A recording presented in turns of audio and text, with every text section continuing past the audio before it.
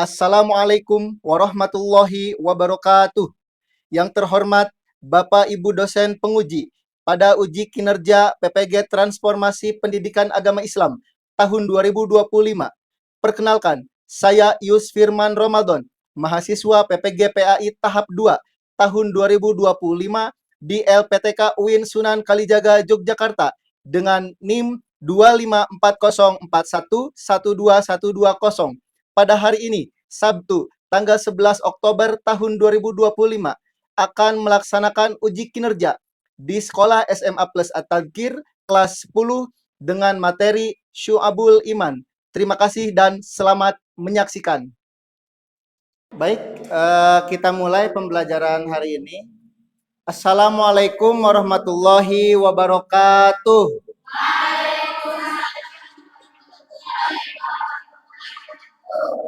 Alhamdulillahirabbil alamin. Wassalatu wassalamu ala sayyidina Muhammadin wa ala alihi wa ashabihi ajmain. Amma ba'du.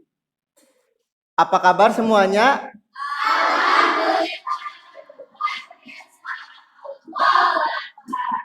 Alhamdulillah ya. Baik, sebelum ke pembelajaran, marilah kita berdoa terlebih dahulu agar pembelajaran kita dapat ilmu yang berkah dan bermanfaat. Bapak serahkan kepada Lestari untuk memimpin doa. Silahkan Lestari. Sebelum kita belajar, sebaiknya kita berdoa dimulai. Bismillahirrahmanirrahim. Allahumma nawwir qulubana binur hidayatika kama nawwartal arda binuri syamsika abada bi rahmatika ya arhamar rahimin. Berdoa selesai. Ya, terima kasih. Selanjutnya, Bapak ingin mengecek kebersihan dan kerapihannya dulu. Silahkan sebelum belajar dicek dulu pakaiannya, kemudian mejanya, bukunya disiapkan di atas meja. Kalau ada sampah, silahkan sampahnya dibersihkan dulu. Jangan sampai mengganggu pembelajaran kita.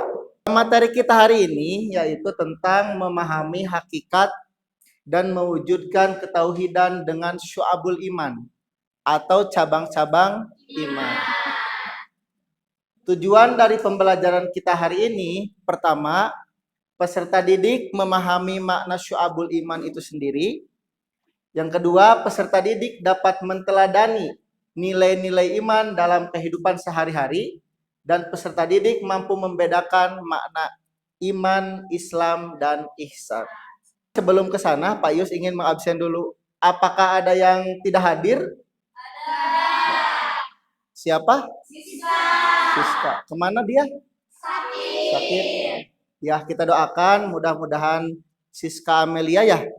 Mudah-mudahan diberi keselamatan, diberi kesehatan sehingga bisa mengikuti pembelajaran berikutnya. Sebelum ke materi, nanti Pak Yus supaya menyegarkan dulu karena mungkin kita sudah agak ngantuk ya.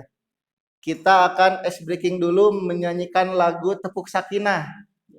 Tapi karena Pak Yus belum menikah, jadi kita ganti teksnya dan disesuaikan dengan pembelajaran. Jadi tepuk semangat. Kita nyanyi tepuk semangat. 1, 2, 3. Bersemangat, bersemangat, bersemangat. Janji fokus, janji fokus, janji fokus. Saya bisa, saya bisa, saya bisa, saya paham. Fokus, saya bisa. Baik, kita mulai saja pembelajarannya. Materi kita mengenai hakikat dan makna syu'abul iman. Kita mulai dari definisi iman. Tapi sebelum itu Pak Yus ingin mengasih pertanyaan dulu. Sebelum materi ini, kita sudah belajar tentang apa? Etos kerja, semangat etos kerja. Apa saja yang bisa kita ambil dari materi itu? Bersungguh-sungguh dalam pekerjaan. Tidak boleh leha. Harus bertanggung. Kenapa materi ini disambungkan ke materi sebelumnya? Karena cabang iman salah satunya adalah mengenai etos kerja yang baik. Selanjutnya, ada pertanyaan sebelum ke materi. Cung yang tahu arti iman? Nesa? Kepercayaan. Ya, betul. Terima kasih, Nesa. Iman itu artinya percaya.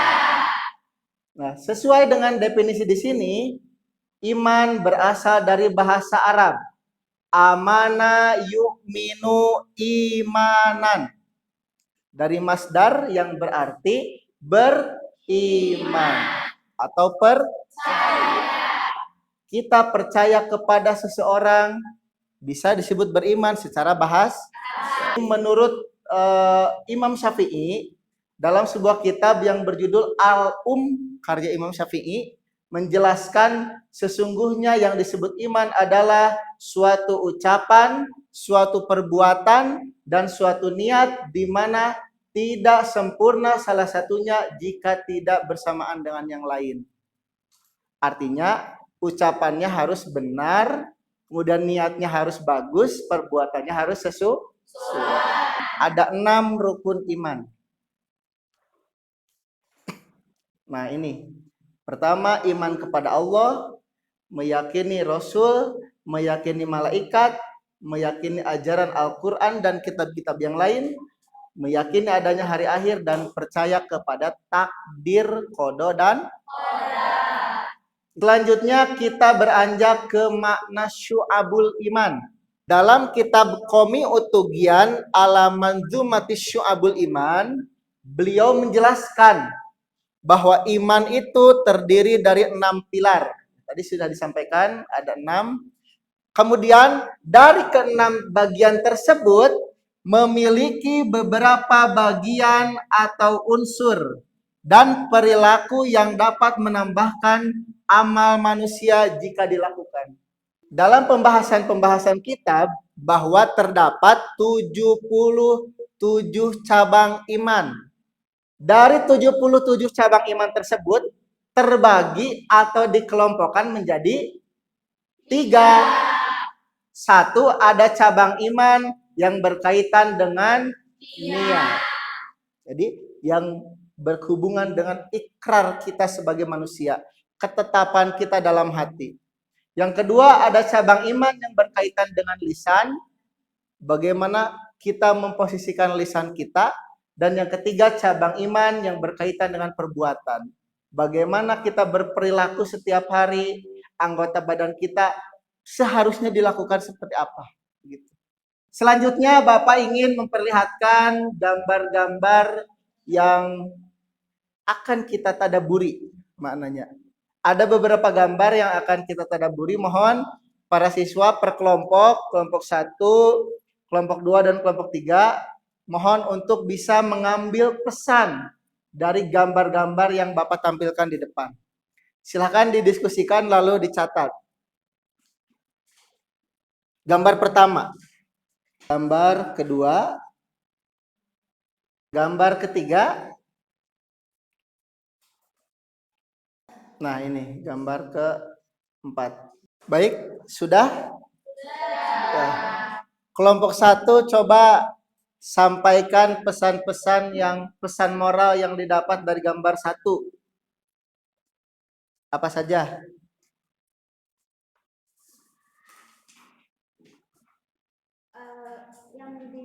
Yang ada di gambar 1 yaitu merupakan contoh dari Al-Quran sebagai pedoman hidup dan orang yang beriman pasti lebih rajin dalam. Berarti sebagai seorang yang beriman harus rajin membaca Al-Quran. Selanjutnya tadabbur gambar 2, kelompok 2.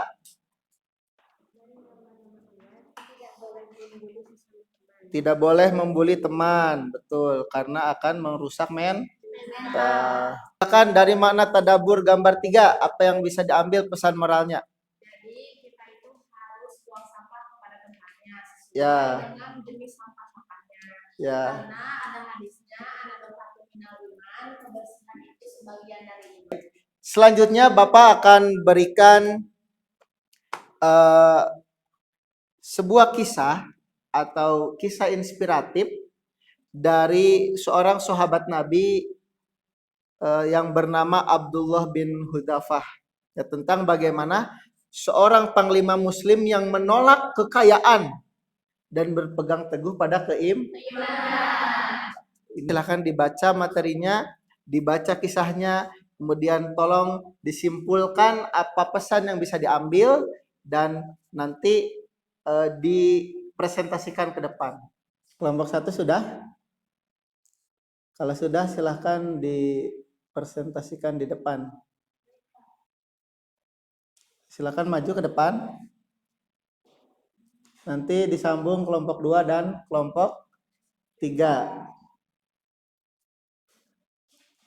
Ya, silakan.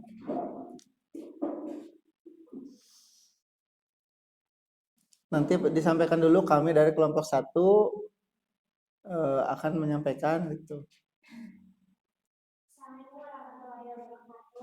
Waalaikumsalam.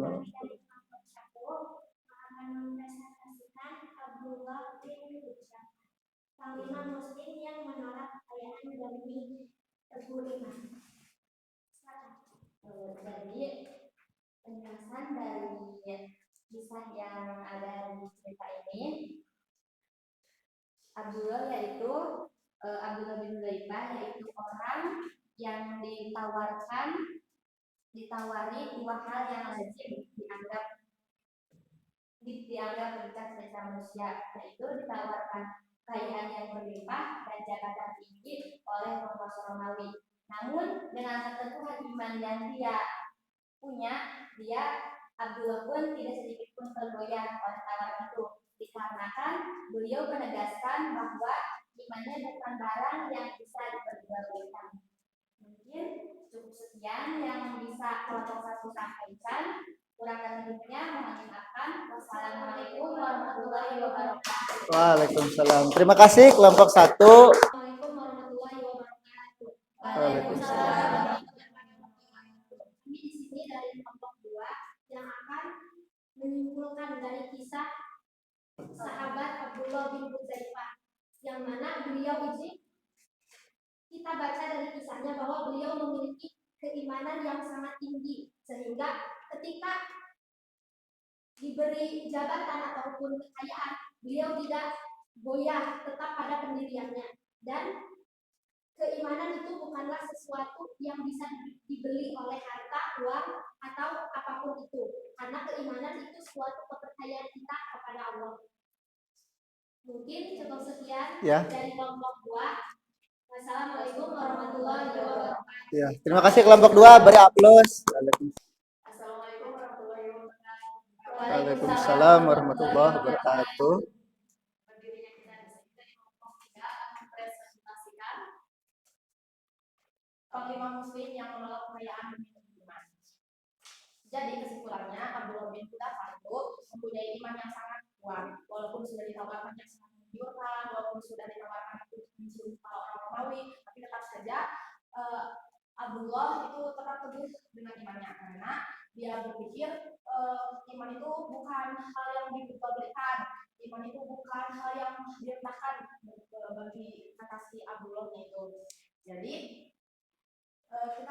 kita juga harus meladani Abdullah bin Hudzafah itu, karena dia sangat teguh akan keimanannya. Mungkin cukup sekian yang kami sampaikan. Mohon maaf atas kekurangannya. Wassalamualaikum warahmatullahi wabarakatuh. Waalaikumsalam. Ya, beri aplaus untuk semuanya. Ya.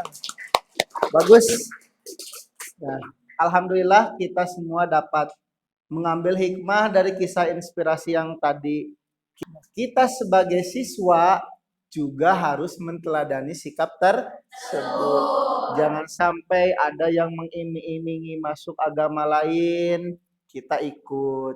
Ada yang memberi jabatan lalu diajak berbohong, kita ikut. Tidak boleh, karena itu merupakan hal yang akan merusak keimanan kita. Terakhir, sebelum Pak Yus tutup, Pak Yus ingin merefleksi dulu untuk Pak Yus sendiri dan untuk kita semua. Silahkan disiapkan 1 lembar kertas untuk catatan refleksi nanti Bapak akan berikan beberapa pertanyaan. Ya.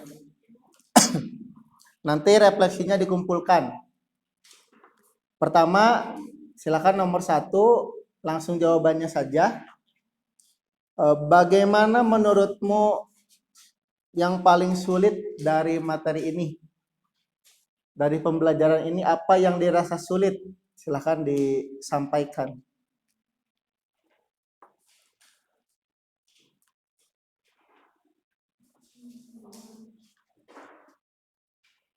Yang kedua, apa yang kamu lakukan untuk memperbaiki hasil belajarmu? Apa yang kamu lakukan untuk memperbaiki hasil belajarmu?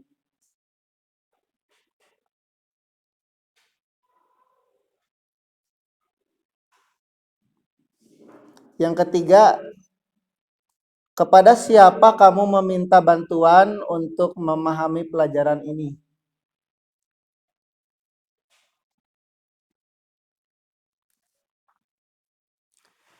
Yang keempat, dari bintang 1 dan 5, berapa bintang yang kamu berikan untuk pelajaran sekarang? Sudah? Silakan.